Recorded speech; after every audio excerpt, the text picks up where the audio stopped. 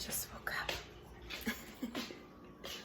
It's morning and the whole house smells like cream of mushroom soup. So I am gonna pour me a nice hot glass of this Reishi decoction and let's sit and talk. Okay, so I'm nice and comfy. I've got my beautiful owl mug filled with my Reishi. Smells good.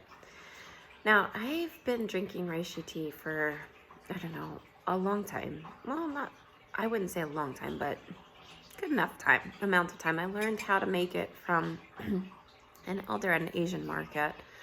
And, but that was the pot method. Yeah, this method, I used the slow cook method. I just recently took a class on medicinal mushrooms, and a lot of the information I already knew. Some of it was just really good to brush up on, and then there was also a lot of really awesome and new information for me that opened up avenues for me to further explore. And so that's what I've been working on is, you know, apart from the class, doing a lot more additional learning, and it's been great. So why would one want to make or drink Reishi tea? Before I go any further, this video here is just to spark interest for you, to give you just enough information to open that pathway for you to go and explore yourself. So make sure you do your research. If you're up for taking classes, there's some great classes out there. I took one. I've taken two actually, and I'm taking another one, mycology and biology. But explore, do some research on your own. There's some fabulous books. If you go down in the description below, there's a link to our Amazon wish list. Even just go scroll through it for your own purpose. There's a lot of mushroom books on there that you may be interested in for even yourself. So take a look, because some of those were recommended to me by our instructor of the class. And so maybe look at some of those books and see if you can get some information to explore the world of medicinal mushrooms, and not just Reishi. I mean, there's plenty of other medicinal mushrooms that I intend to get into. Some of them I've never worked with before, which is why it was great taking that class. Like cordyceps, I've never worked with cordyceps before. It's going to be fun and interesting to try. So, but let's get back to topic of Reishi specifically. So, some of the noted benefits or said benefits, I'm not going to make any claims. What I'm going to tell you is what people have noted that it's helped them with, and my own personal experience. And the science, there's some science behind all this, because Reishi's been studied for so long, and it's one of the oldest, most studied medicinal mushrooms of all the woody species. And so it's known that it's an adaptogen, that it helps with balancing the gut. Excuse me, I'm going to take a sip. It will help with balancing your gut flora, the good bacteria versus the bad bacteria. And in the past, when I've talked about mushrooms and medicinal mushrooms, people have asked that question, that same question that I had when I first started getting into them is, but isn't it not good to have too much mushrooms, because I thought it would cause like a yeast buildup or candidus or other issues. But it's actually quite opposite when it comes to the woody species. That may hold true with some of the soft-bodied mushrooms, the culinary kinds, and not all of them, but some of them, but not with the woody species, because they actually help to deter candidus overgrowth and the bad bacteria and overloads of yeast. It balances the body. That's the biggest thing with the woody species and Reishi in general. It's balancing. It helps balance the body. It's helped people to reduce inflammation. So a lot of people like to use it for that purpose. I know even for myself, when I was in the Army long ago, I broke my hand and I don't know if you can see, but my thumb does not open right. It's never opened right. I broke my thumb, dislocated it, and I damaged some of the tendons in there. And so if you could see from this side too, it bulges. And so this is the best that I can open my hand. I can force it and struggle it to kind of straighten out, but it's not comfortable. And so every now and then I get a lot of inflammation in here. Well, then fast forward a couple years later, and I broke the same exact hand when I was out with a friend. A big tank had tipped over and fell on my hand and crushed it. And so this hand has suffered a lot. And it does get painful sometimes. And I noticed that the Reishi tea does help with that for me. And it's really good for the liver, for removing toxins from the liver. And you'll notice though, when you start drinking it, and this is, at least for me, this is my experience. Especially I like to do my Reishi tea when I'm doing my cleanses or fasts. Like I intermittent fasted last night. Sorry, intermittent. You guys get it. I was doing an intermittent fast last night. And so this is my morning cup of Reishi tea.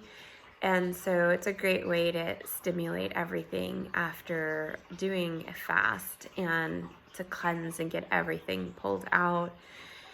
But you'll notice that your body is going to start to smell a little differently. And when I smell my hands, I can smell a change. And I know that sounds odd, but it's the truth, because you sweat out your toxins. And so, especially if you're sweating at night, or if, just in general. So every flowing a portion of your body, your tears, your salivary glands, your urine, your sweat, all of that, it helps to push out your toxins. And so you'll notice changes when you're drinking Reishi tea, especially if you drink it consistently. In the beginning, when you first start, if you're out of balance and your body's pretty toxic and you're working to do a cleanse, you'll definitely notice a difference in that. So something to consider if that's something that is a sensitive thing for you. Maybe do it on a weekend or a week when you're on vacation, so you're not feeling so what am I trying to say? So you're not feeling so self-conscious if you're at work or in a closed space and you're constantly like, oh my gosh, do I smell different? So maybe do it on a week where you have off or something like that. But once you start using it consistently, which is what I want to do, this class for me really kind of pushed me that next step that I wanted to go with medicinal mushrooms, because I was only using those specific ones that I use. I was only using them when I was doing the cleanses or, just periodically. And I want to use them a little bit more consistently because they're so good for our body. They have the terpenes and the polysaccharides, and each one has different properties. So each one will help different areas of our body. And as we grow and we age, we need more support. And especially now with everything going on in the world that it is, all these different viruses popping up and new strains of these viruses. And then beyond that, just the stress of it all, these woody species of mushrooms really help to support a body and mind when it's under this kind of stress. And so it's definitely something to consider. Now, like I said in the first video, I should have probably done this one first, but I happened to be making my decoction, so I wanted to get that video done. But I did the decoction video last night.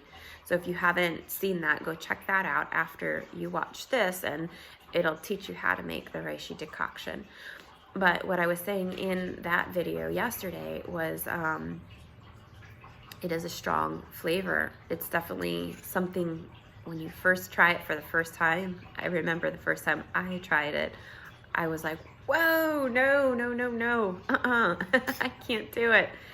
But once you get that initial like bitterness, it goes away, and then you're left with a beautiful flavor. So just give it some time, and also kind of continue to use it and just get used to it. And then that bitterness, actually your body will start to crave, because it knows, oh, this is helping me, this is good for me, and it's not so bad anymore. And then I will note too, I think I touched on this yesterday too, there's definitely a difference in the different reishi species. So what grows, we have two types that grow here. The main one that we've been using is the Ganoderma curtisi. And that's what's growing wild here, because that grows a lot on pines and things like that. The one that I actually have to order in, because it grows on like hemlock trees or trees that we don't have, and this is the one that is most notably studied, and the one that's most often used in medicinal tinctures and things like that, is the Ganoderma lucidum. I think I'm saying that right. Yeah. And that's the one that I actually ordered in, and that I'm using in this, and I'll tell you, there is such a difference. This is wild harvested. It was grown on hemlock trees, which also makes a difference, because not just the species of mushroom, but what it's grown on makes a huge difference, because it's going to take the properties of what it's grown on. So just like plants uptake nutrients from the soil and minerals from the soil, and you'll notice a difference in your vegetables if you're growing and you're using, like, say, azomite, for example, rock dust. So gardeners might appreciate this conversation here. Those who don't garden are probably like, okay, Bren. But if you use rock dust and azomite in your plants, you'll notice the color of your greens are different. They're more of a blue green, a deeper green, and they have much more flavor, because they've taken up all of those minerals and the nutrients from the soil, and now it's in the leaves. Well, the same goes for the mushrooms. They're taking up some of the minerals and nutrients and properties of whatever substrate it grows on. So if they're cultivated, and not saying that there's anything wrong with cultivated mushrooms, I have to buy some cultivated mushrooms myself. I even cultivate some. Granted, I do them on logs, but again, see, that's where the difference comes in. If they're cultivated on a substrate like wheat or rice, or whatever substrate they use, straw, ground, coffee grounds, a blend of stuff, that's going to make a difference. If it's wild harvested and grown on logs or naturally in trees and forests, that's going to make a difference. What I'm drinking today is the Ganoderma lucidum, and it was wild harvested in the Canadian forest. It's sustainably harvested. I checked out this company diligently, and it has all the checks and balances, seals of approval, all of the awards, all of that good jazz. And so it's wild harvested from hemlock trees, and man, when I tell you, it makes a huge difference. I took a sip of this, and it's like, close your eyes and sip it, and I can literally envision the Canadian forest all around me, because that's what this tastes just like, smells just like, feels just like. It's like, it brings your heart and your soul right there. It's incredible. It's something I can't even describe. It doesn't taste like pine per se, but it's really incredible. It's definitely something I recommend. So if you're going to start out with a reishi, try to find yourself the Ganoderma lucidum, and try and find it wild harvested from hemlock. Make sure it's sustainably harvested, and you know that whatever company you're getting them from, they're being mindful and taking care of the forest and the mushrooms, because there's definitely a right and a wrong way to harvest. And so make sure you do checks and balances, because we want to make sure that we're not doing any damage by supporting somebody who's not going to do it the right way. This is amazing. So I definitely would recommend that you start with that reishi tea.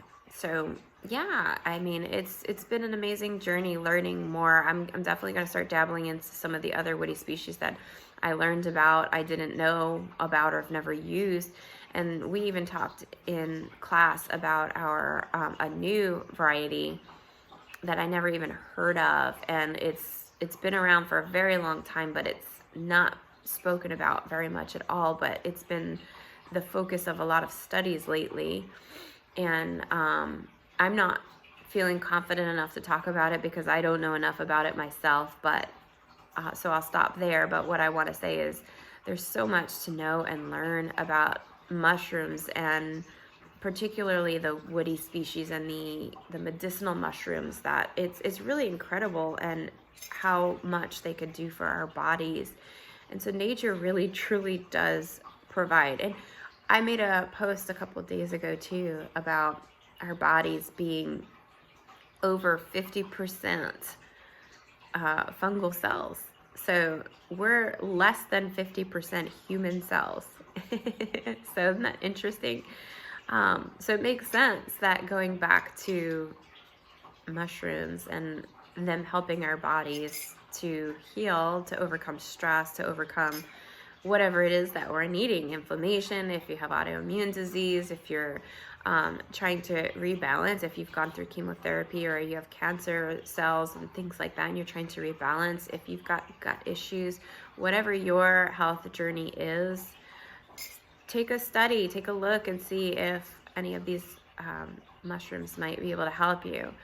Now, definitely another tip I want to add here is start slow, because especially if you're just coming off of a standard American diet, or you don't eat the healthiest, or you're not used to doing fasts, or you've never done anything like this and you're feeling like you have a lot of toxic buildup, take it easy on your body. Go slow. Start with maybe only 2 ounces, like an eighth of a cup, and maybe sip that once in the morning and once in the evening, and then maybe work your way up to a quarter of a cup, and see how that does, how your body feels with that, and how your body reacts to that. And just allow yourself that time to build up to it. I wouldn't recommend just going and pour yourself a full mug full of your reishi decoction and drink it down, because as wonderful as it makes you feel, there are going to be changes, and notable changes in your body, and some people might not like to feel all of that right away, or have all of that happen right away. Like the smelling, the change of smell is definitely something that I notice, and mostly like when I smell my hands, it's weird. I can smell it. I can tell that I'm doing reishi tinctures, and that might be some of the properties of this coming out into my sweat, but also pushing out toxins that are in my body. And it's and it comes out in your sweat, it comes out in your urine, and everywhere else. So so maybe just start slow, start small, just a little bit at a time, and then work your way up. Now, whether it's safe or not, that's something you need to do your own research on, whether it's safe for your medical conditions, your current state of being, whether I can't tell you whether it's safe for you, or how often you can take it, or how much. That's something you need to figure out, and maybe speak with your healthcare provider, or and preferably a naturopath, or do your own studies and find there's plenty of research out there and studies on specifically reishi and what it does for the body. You can go on PubMed, which is peer-reviewed medical journals. So a lot of the medicines that are out there on the market today actually are derived from natural materials. Of course, the most common and notably one everybody knows, that aspirin comes from willow, right? So the willow tree is where aspirin was originally derived from. But some people don't know the medicine Lipitor, which is for cholesterol, actually comes from mushrooms. So you'd be surprised at how many medicines that are out there, pharmaceutical drugs that are actually derived from a natural property, and then they add all these stabilizers and other things into the mix. So why not just go directly to the natural source? Think about that. So do your research.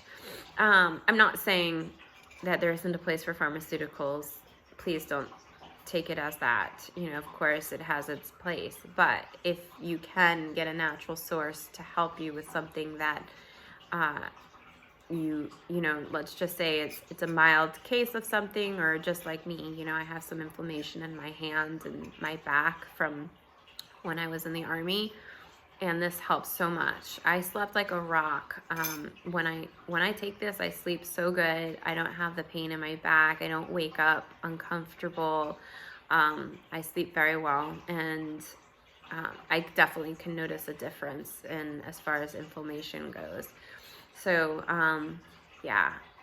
And even in my gut, like, just everything feels so much better when I'm drinking it. So definitely do some research, see if it's right for you. What else? I think that's really it. Thanks for sitting with me for tea, and I'm looking like a mess because I just woke up. So you get to see the real Bren without makeup, you know, my scratchy voice because I just woke up, and and yeah, well, thanks for checking us out. I'm gonna go ahead and take some time to enjoy this beautiful blessing, this medicine, and connect with my cup of tea. And yeah, wishing you all some loads of healthy days ahead, lots of love and health and happiness and knowledge. Get that knowledge. Knowledge is power. My grandma always used to say that, and my mom used to repeat it to me. Knowledge is power, and it's true. Knowledge is power. So get on that internet, go get some books, watch some podcasts, or listen to some podcasts, watch some YouTube videos like mine. And I'll be doing a lot more videos on mushrooms and things like that, but I'm gonna do the ones that I feel most confident in because that's what I've worked with the most, and I'll continue my studies and research on the additional ones so that I can go ahead and turn around and offer some of that information to you. I know not everybody can afford to take the classes, and not everybody can, you know, some of them are pricey, and not everybody has the time to do a full-length class. So if I can just give just enough information to spark interest, or to give you an avenue of research or a starting point, and do it for free, you know, that's fabulous. If I could just touch one person's life or help somebody, that's what I'm after. So, you know, helping people to feel their best, and it takes a village, right? It takes a village.